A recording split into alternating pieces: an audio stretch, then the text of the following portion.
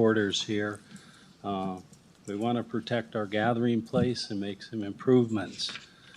So I hope we have a productive day that way. The other thing I want to comment on is I see on the agenda, the reason I'm making comments now is because you have an executive session planned.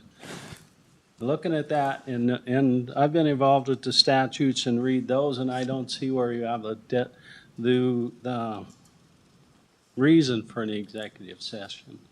The document that we're talking about today, and including some slight changes, you're in the changes in the MOU we're talking about deal with state statute, and it's just a little wording change. So I don't see where that excuse about documents the public can't see.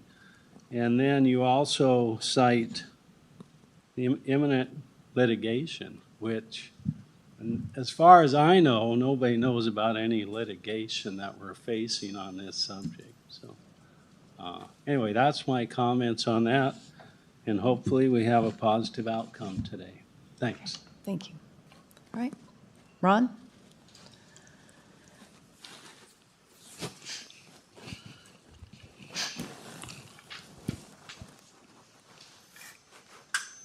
Good morning, Commissioners. Ron Hartman for the record. Topic is also the fairground. The Commissioners have been reviewing a long-term agreement with the county fairground all year, if not longer. There have been town hall meetings this year on the county fairgrounds. The people made it clear they want the fairgrounds to stay at in the current location. The fairground manager has provided to the Commissioners a professional business model. The business model included gross revenues, money spent in our community by people attending the county fair events, showed the fair operates a year-round business and not just the state fair in August each year, state fair attendance numbers, number of people employed, a 10-year investment growth plan broken down year by year for new and remodeled facilities. The fairground does not cost the taxpayers one penny. They are self-funded. The county commissioners have spent money to build a new justice center, purchase the Kootenai Electric Building, put a new roof on it, new HVAC system, and remodel for the Sheriff's Department, new location. They've approved funds to finish additional jail pods. It no longer makes sense for plans to consolidate all the county offices in one location like at the fairgrounds. It is now time for the commissioners to approve or not approve a long-term agreement with the fairgrounds. I recommend this vote be placed on next Tuesday's Commissioner Business meeting. Commissioner Brooks, I think you would want this to be one of your last acts before leaving office. Thank you. Okay. Anyone else?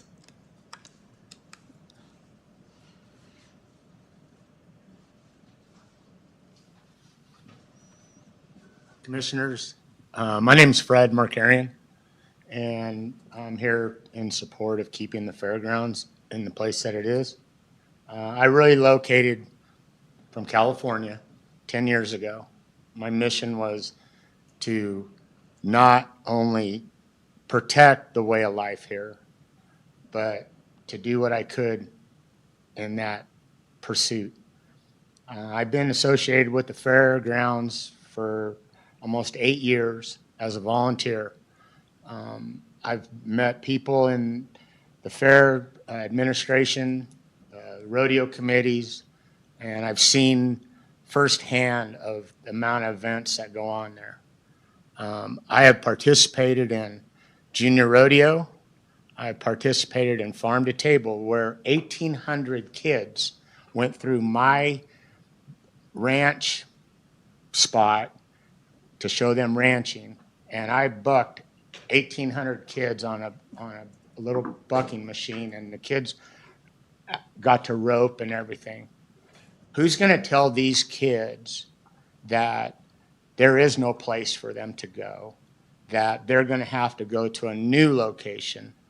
You know, this fair, and I've seen it firsthand where I'm from.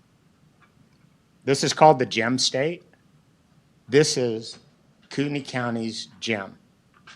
This is like analogy of Central Park in New York. This is right in the middle of this area, giving access to people who would not be able to get access if the fair property was moved. I talked to a gentleman in a wheelchair, lived about 4 blocks away, and that's how he gets to the fair, back and forth that way. And how would he get to a new location? And I think what you're doing here, and I have respect for what you guys think is right and stuff, but if you sat down and looked or participated in farm to table, see the kids. I mean, this affects future generations. What kind of legacy do you want to leave that? Do you want to give up this gem, move it somewhere else, and try to figure out how you're going to now get 1,800 kids a year that go to farm to table? Not only them, the 4-H clubs, the junior rodeo. This is all about the kids. This isn't about me. This isn't about the people who actually, are older like me and stuff like that. This is about our future generation. I think that the commissioners should actually go and experience what these kids actually, how they benefit from this. And for somebody who is just a volunteer, I'm there every day and stuff for all the events that we have. And my 2 favorite events are Farm to Table and Junior Rodeo, because I believe that the kids in this county deserve a place to go, not only to the fair, but to be able to enrich their lives. I don't know how many kids that came through that I was able to talk to who don't have that opportunity to see what actually goes on in Kootenai County as far as ag related, 4-H related, just regular stuff that's beneficial to them. And it seems to me that moving this fairgrounds and stuff, a place that actually is self-sufficient, which you don't find that. You don't find that. I can guarantee you it doesn't happen where I came from, and very few places will actually have that kind of track record. And so I hope that in coming up here and speaking, and like I said, this is for future generations and stuff. Take that into consideration. How do you want the future to look?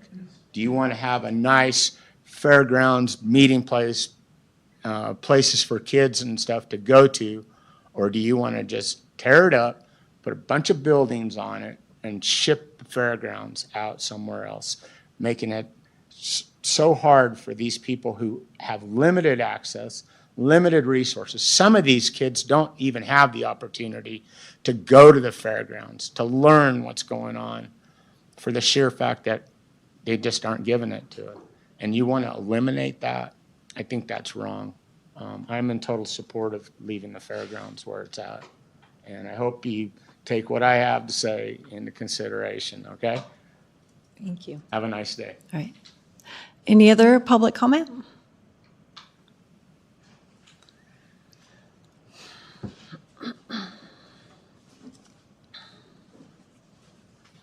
Sorry, it's a little bit late, parking. My name is Dave Paul, and I've spoken here a few times with regards to the fairgrounds, but Post Falls, Idaho, wrote some things down just so I can stay kind of on track with where I want to go here. But just a quick background on me. I'm a 30-year Kootenai County resident, 44 years in the ag industry, active volunteer in the community, including serving over 13 years on the Post Falls School Board, chairman of the Post Falls School Board, National Future Farmers of America Board of Directors, and 20 years as a volunteer at the fairgrounds. Current rodeo committee chair, just to name a few, in the local community. As you guys know, and everybody in here knows, our fairgrounds is historic. With the fair starting over 100 years ago, and it being at its current location since the 1950s. In 1935, for instance, the county commissioners believed in the importance of a fair and a fairgrounds and levied to raise money for fair purposes. Even back in the early 1900s, county commissioners understood the importance of a fair and a fairground. This is the community's fairgrounds. It's not your fairgrounds, it's not my fairgrounds, it's the community's fairgrounds. 4-H and FFA, rodeos, horse shows, livestock shows, farm to table, as Fred mentioned, home and garden shows, the list goes on and on and on. Something's going on at the fairgrounds every day, all year long. So my point in my comments today is to encourage you to sign a memorandum of understanding for the fairground. You have to understand how difficult it is as a volunteer at the fairgrounds in assisting Jerry and the fair board with planning and those types of things, how hard it is without knowing what the future direction is for the fairground. Earlier this summer, I communicated with Commissioner Duncan and asked if you won't sign a long-term agreement to keep the fairgrounds in its current location, what's the plan? I remember the last meeting I was at, back in July or August here, where you guys talked consistently about transparency. It was emphasized, transparency, transparency, transparency. If a long-term lease is not signed, what happens to the fairground?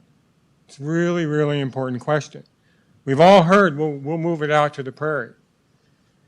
Problem solved. Move it out of town.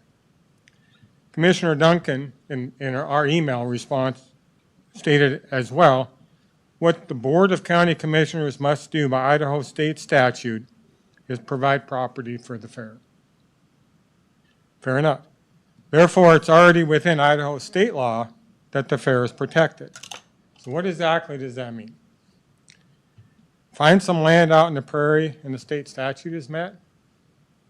How would you propose the county would come up with the infrastructure and the building costs that would likely exceed $500 to $600 million to build a fairgrounds on bare land and actually have a fair? The fair would be gone. Trust me. Our fairgrounds pays for itself and gets little and often nothing from the county. I'm sure you've read the economic impact studies that show just how important the fairgrounds is to our community and our county. Moving it in this economic environment simply is not an option. If the MOU isn't approved, I think the writing's on the wall. And as Fred mentioned, do you guys really want to see the historic place demolished, become another subdivision, offices, or a jail? I could assure you our constituents do not. It's a prime location, as it should be. Our fairgrounds is a community gathering place and is way more important than money. In closing, I hope you appreciate our passion, my passion, for our fairgrounds. I desperately want it to be there for my grandkids. The same memories that my two kids grew up with. Our fairgrounds is a gem in the center of town, a community gathering place. Since I moved here almost 30 years ago, we have lost most of the prairie. I live on the prairie. Let's not lose the fairgrounds. So I urge you, 3 county commissioners, and I appreciate the opportunity to provide comments, but I urge you to vote in favor of this memorandum of understanding. Thank you. All right, any other public comment?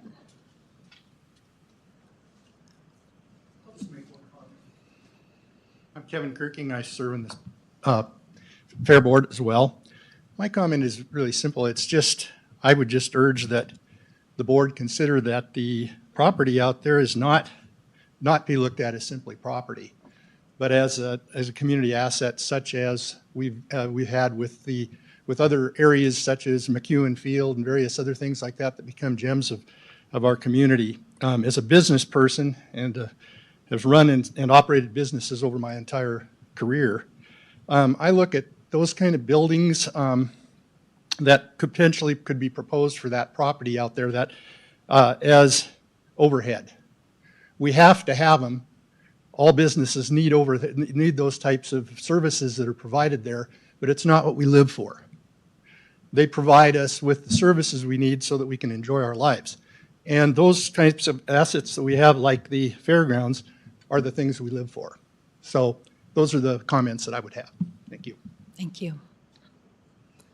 All right. Any other public comments?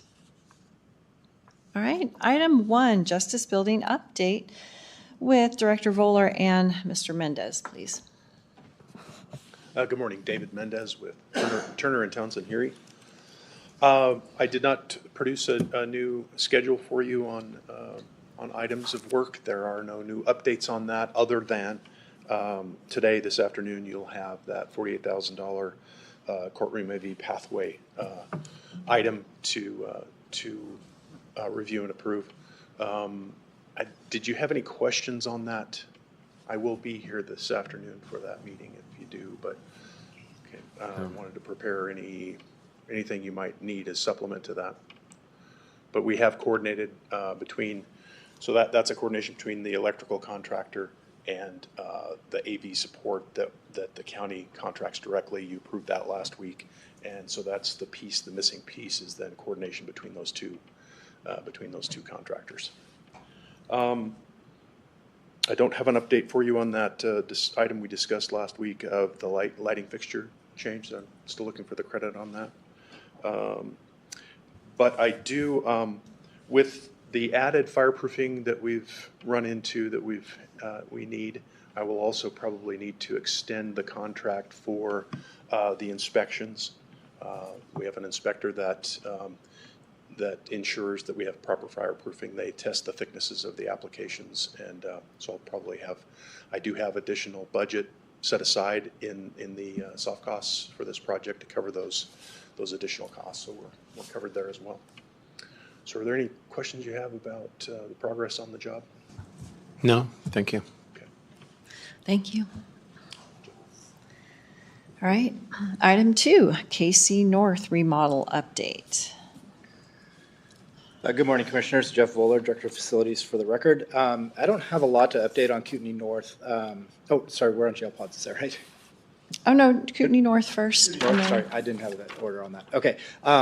Again, not a lot to update on that one. The glass is shipping the end of November. That's the safety glass for the entry lobby. That's really kind of the holdup right now, so we can't do a lot more on that entry lobby until that glass comes. But it is scheduled to ship out the end of this month, so we can continue to move forward once we receive that glass. The software has been ordered for the fuel station to bring that online. We were able to walk the facility with our insurance agent and the workers' comp representative that we use. There will be some recommendations for some future considerations, mainly in the rec safety, backcountry and marine area, where there's some big drop-offs without railings. So that's probably something we want to keep on the radar for a future project that won't be part of this budget of what we're doing now, but probably an area we should look at securing from a safety standpoint in the near future. Short of that, Tom and his maintenance team are working on the evidence rooms to facilitate that transition to bring evidence over there. And then we are working on a updated project budget that we plan to bring you next week. Great. All right. Any questions on that? No, thanks. My only question is, when do we expect it to be open to the public? I mean, that would be a question for the sheriff's department. I know they're transitioning, as they go in there, probably once we really get the lobby open. So that would be, once we get the glass in November, December we'll be installing that and getting the administration moved over there. So probably right around the first of the year would be my assumption on that. Perfect. Thank you. All right. Item 3, jail pod project update. Again, not a lot to update with the jail pod project. Really, Sletton and the design team are working on the drawings, and so that's kind of the work that they're doing kind of on their own.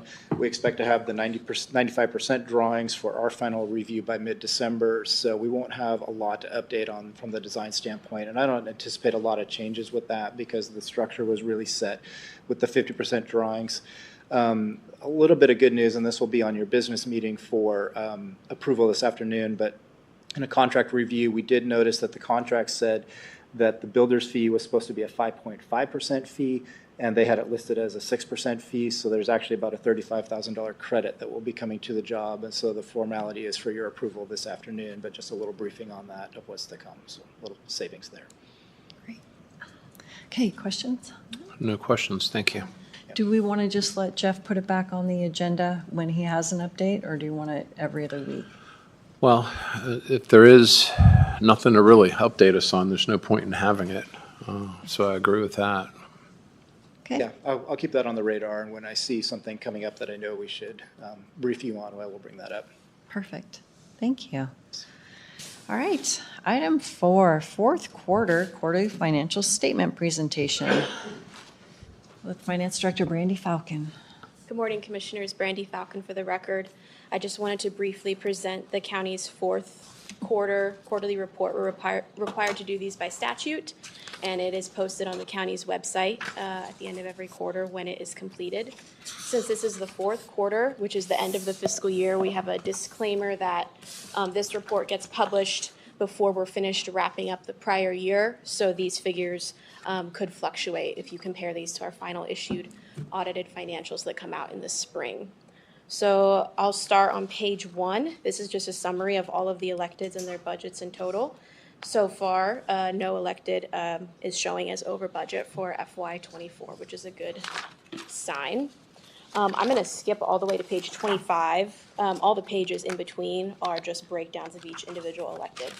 So on page 25, I wanted to point out, this is a summary of all of our non-property tax revenues by fund. You can see that we budgeted $120,937,000, and we collected $120,420,000. So right now we're showing under collection of $516,000.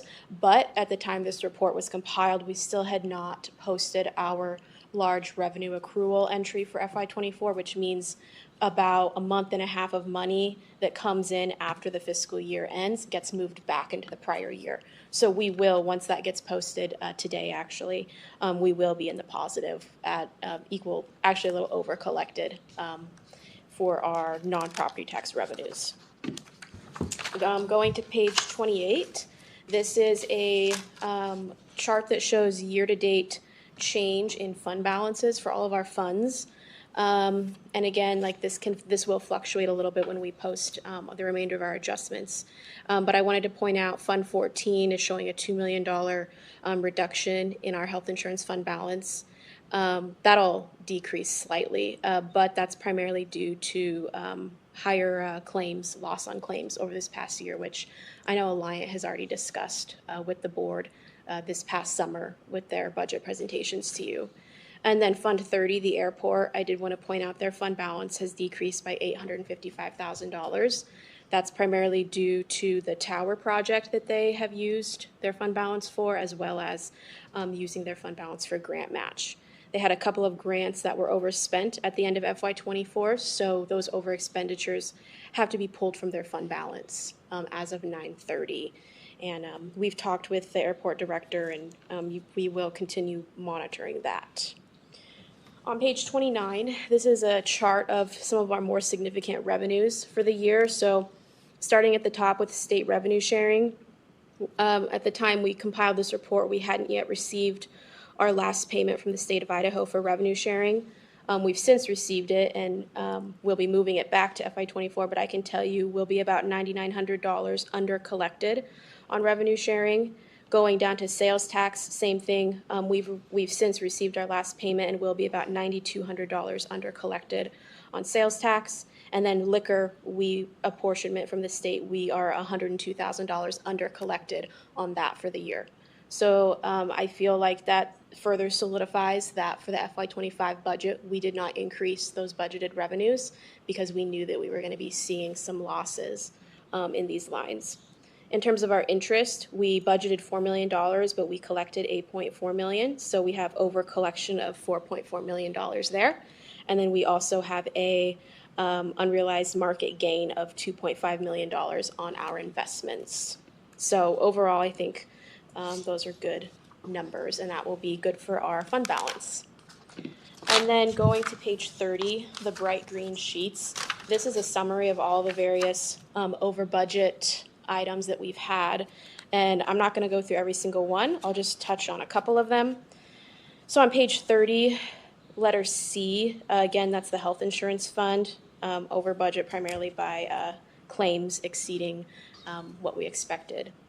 We have several for the airport. Just in general, the airport did go over budget this year in a couple different areas. Again, reflecting in that $855,000 loss to their fund balance. Going to page 31, I just wanted to point out the auditor personnel is showing as over budget. That is because we had 3 employees leave this year, and when employees terminate, you have to pay them out their vacation that they have accrued. So those vacation payouts is the reason the auditor's A budget is showing as over. Page 32, 911, A budget did go over. We had written in there unbudgeted hiring bonuses, but that should actually be unbudgeted retention bonuses. So we do have the payouts of their retention bonuses, overtime going over, primarily due to the new matrix the board approved mid-year during FY24, contributed to that going over. Patrol, you'll see that their capital budget is over by $600,000. That is for the new fleet of 10 cars that the board approved to be ordered, and the payments for radios, cameras, and something else I can't remember came due in FY24. So we paid it in FY24, and then in FY25, we reduced the patrol C budget by that amount and put it back into fund balance. So we're reimbursing our fund balance for the amounts that came due in FY24, if that makes sense. And that's something that the board was made aware of during budget season as well. Page 33, on Y, the jail did go over budget on personnel, primarily due to overtime. Not much else to say there. It's just lots of overtime. And I believe we approved the detention matrix mid-year as well. So that would have contributed to that over budget. And then we have many, all of the district court judges' budgets are over, just primarily due to court-ordered mental health testing and drug testing and legal services. Those are all the highlights I had for this quarterly report. Does the board have any questions? Questions, Bill? Okay. Questions? Well, it looks like we're doing a good job on budgeting for our revenues, for the most part. I think we are. The airport, I'm just curious, do we have any outstanding payments to be received on any of the grants? Because sometimes I think we use fund balance to pay the contractors and then we get reimbursed later. So at year end, yes, we have what's called pre-grant expenditures. So if they've spent money on a project that hasn't yet been awarded by the FAA, we have to pay those expenses from their fund balance. Yes. If a grant has been awarded, we do pay all of the expenditures out of the grant. And at year end, we actually do adjustments. We book grant receivables. Really the only ones that are coming from fund balance is the grants that haven't been awarded yet and grants that they've overspent and they're waiting on a new award amendment from the FAA or Okay. ITD. So the ones that have been awarded already, those aren't coming from their fund balance. Okay, so there is potential for a receivable there, a grant Yes, receivable. there are. We do book significant receivables at year end. Okay, and then it seems like our biggest buffer was our interest in investments. So moving forward, what would you recommend? Because I don't think we're going to have that same buffer moving forward.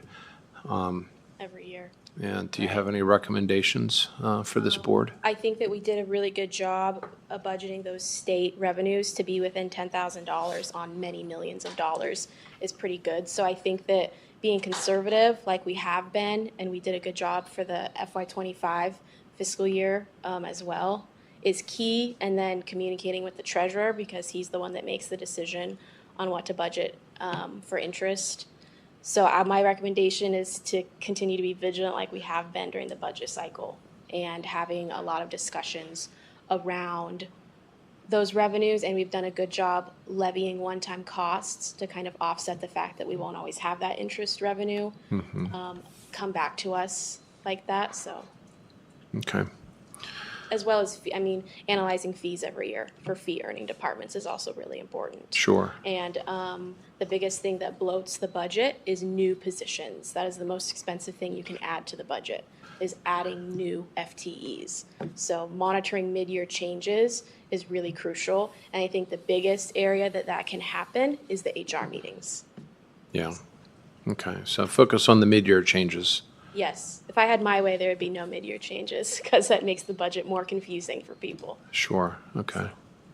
All right. Thank you. All right, thank you. All right, item 5, advisory board applications. Sarah, go ahead. Sarah Masters for the record. In your packets, you'll find different spreadsheets with the applicant's information for each of your advisory boards. Staff is prepared to assist with scheduling interviews or moving forward with appointments based on your recommendations. If you would like, we could just go through one by one, maybe starting with airport, and you can let me know who you might be interested in interviewing. For airport, I'm fine with the reappointment of Stephen Anderson, and then I would probably recommend Phil Cummings for the second open, but I'm willing to interview if somebody else has a preference. I think at the very least, probably interview Patrick O'Halloran. Okay? He's been in the agree. community for a while. Yep. Then second for that one? Yes. Yes, okay.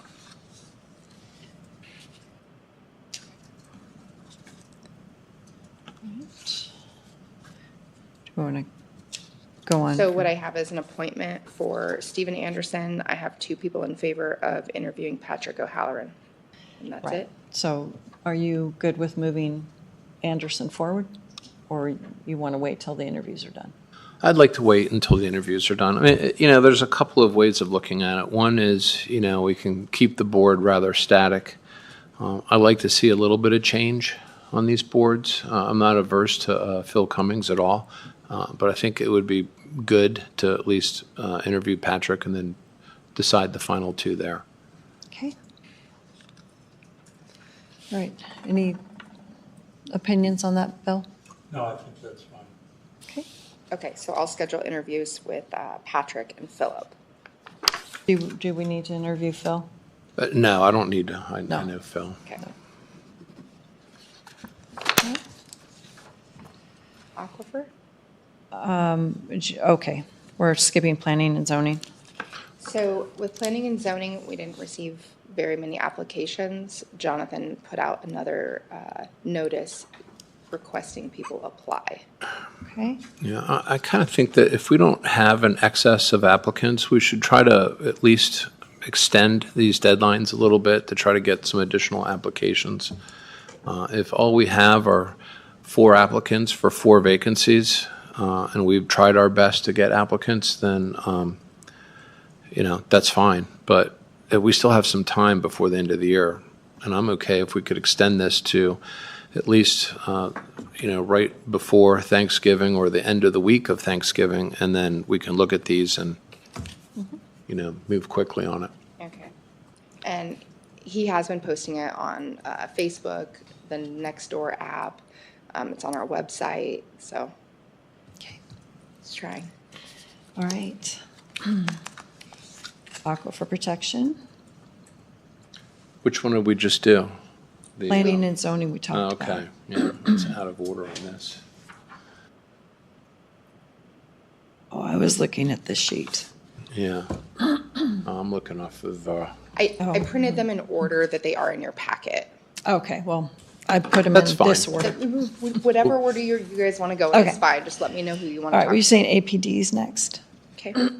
Is that what you're saying? Okay. yeah, I kind of feel the same one with APD because we have, same number of vacancies as applicants. APD is a little bit different, though, and I would put it in the community guardian kind of slot, is they have to be in particular areas. Like, for instance, an engineer and agriculture or a water representative. So with that, it's not easy to fill those spots at all. And I haven't heard any issue with the people who are serving on that, and it's a little bit a time-intensive board. So I don't think opening this one up is going to receive any more applicants, just because they have to fit into those specific Well, I areas. totally appreciate that, and I don't disagree that, if people are, they bring some experience to the table, that they likely are going to be the candidate. But we do have time. And, I actually had someone call me up today and say, can I still apply for a board? So if we have the time, we might as well take advantage of. If no one else applies, no harm, no foul. But if someone really good applies, at least we have that benefit. So I'm okay with waiting. I understand what you say, and I agree with what you say. But we have the time. Okay. Fair Advisory Board? That one's one of more of our popular boards. So there are 3 terms expiring. There's 1 vacant term and 8 candidates. Bill, do you have thoughts on that? That was your liaison. I think it's right now one of the Mike? sorry, thank you. One of the most important advisory boards, and that we have to be very open and very sensitive. And I would recommend that anybody who wants to be on the advisory board of the fair be interviewed. I know it takes some time, but what we're dealing with is certainly worth the time. Okay. So you want to interview the reapplicants as well? Yep. Yeah, the only one I probably would not be interested in interviewing is the first one, just with 3 a months. 3-month residency. I don't Yeah. really think that's here long enough. Yep. Well, that's easy to decide then, isn't it? Yeah, just a little bit of time here in the community. Okay, so that'd be 7 interviews. Yes. Okay. So you guys are okay with interviewing all of them? Yes.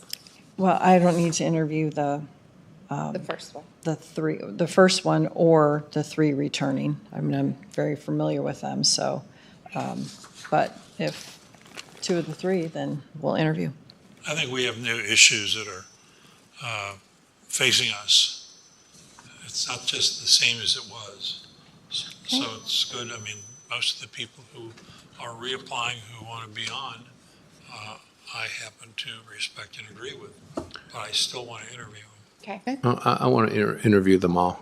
Okay. So I will schedule those. The Guardians Advisory Board? Probably going to Commissioner Duncan's comments that there is a specialization with these positions, but we have 4 openings and 4 applicants, and it would be nice to, exhaust that option on applications. So you want to redo that like planning and zoning? Is that what you're saying? Planning and zoning and aquifer protection district. Okay. Just keep it out there a little bit longer, and then we can make the final decisions. Okay. I mean, because the decisions in essence are already made if we don't get any more applications. Historic preservation, probably the same thing. The historic preservation? Thank you. Same thing, 2 reappointments, 2 openings. Okay. So is that what you want to do? Yeah, I mean, if we don't get any more applications, I don't even think we need to make much of a decision. It's a foregone conclusion. Same thing with Natural Resources Advisory Board, two terms, 2 applicants. Okay. Noxious weeds? Same thing. 3 terms, 3 applicants.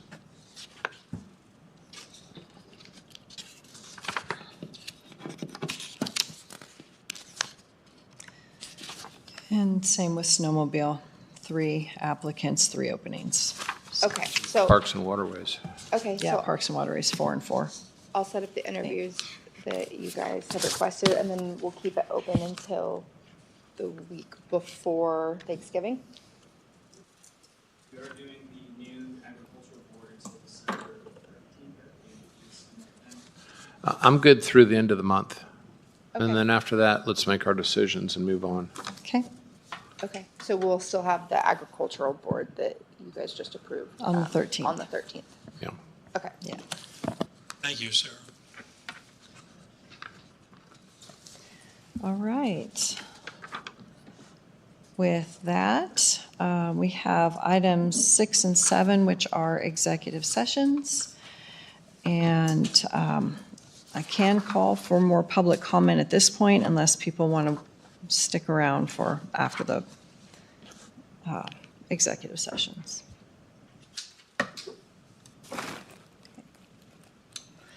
All right, I guess I would take a motion. I move that we enter into executive session pursuant to Idaho Code 74-2061D, 1F, and 1B. I second the motion. Bill Brooks. Aye. Commissioner Matari. Aye. Chair Duncan. Aye.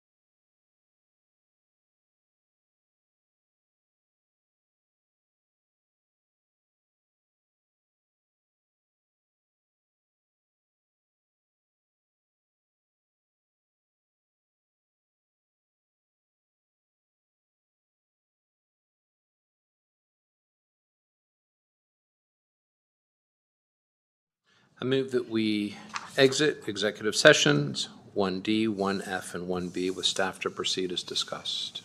I second the motion. Bill Brooks, Aye. Commissioner Matari, Aye. Chair Duncan. Aye. So we have another group that needs to be in this building, and so I would call for public comment if you just had one brief statement, but otherwise I called for public comment twice, so. All right, 11:08, meeting adjourned.